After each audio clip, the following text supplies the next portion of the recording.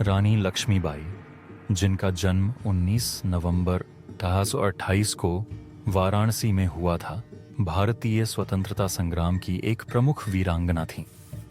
उनका वास्तविक नाम मणिकर्णिका तांबे था, लेकिन प्यार से उन्हें मनु कहा जाता था। उनके पिता मोरोपंत तांबे बिठूर के पेशवा बाजीराव द्वितीय के दरबार में एक अधिकारी थे और उनकी माता भागीरथी सप्रे एक धार्मिक महिला थीं।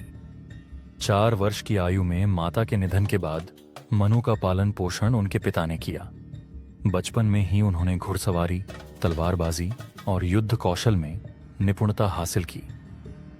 Britannica.com शनिफादिस में मात्र 14 वर्ष की आयु में मनु का विवाह झांसी के महाराजा गंगाधर राव न्यूवलकर से हुआ, जिसके बाद उनका नाम लक्ष्मीबाई रखा गया। 1851 में उन्होंने एक पुत्र को जन्म दिया, लेकिन दुर्भाग्यवश वह 4 महीने बाद ही चल बसा। इसके बाद दंपति ने अपने चचेरे भाई के पुत्र को गोद लिया, जिसका नाम दामोदर राव रखा गया।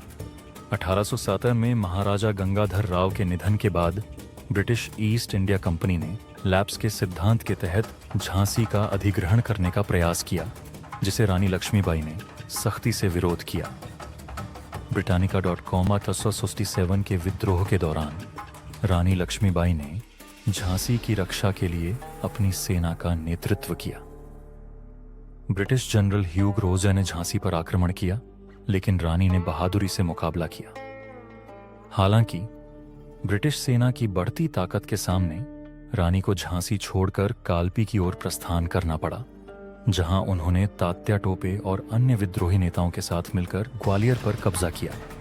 Britannica.com जून 1858 को ग्वालियर के पास कोटा की सराय में ब्रिटिश सेना के साथ हुए संघर्ष में रानी लक्ष्मीबाई वीरगति को प्राप्त हुईं।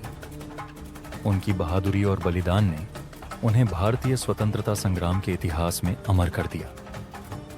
ब्रिटिश जनरल ह्यूग रोज ने उन्हें सबसे खतरनाक भारतीय नेताओं में से एक कहा।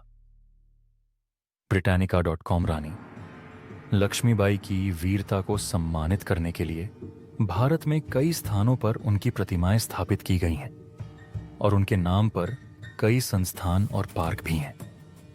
उनकी कहानी आज भी साहस और स्वतंत्रता के प्रतीक के रूप में प्रेरणा देती है।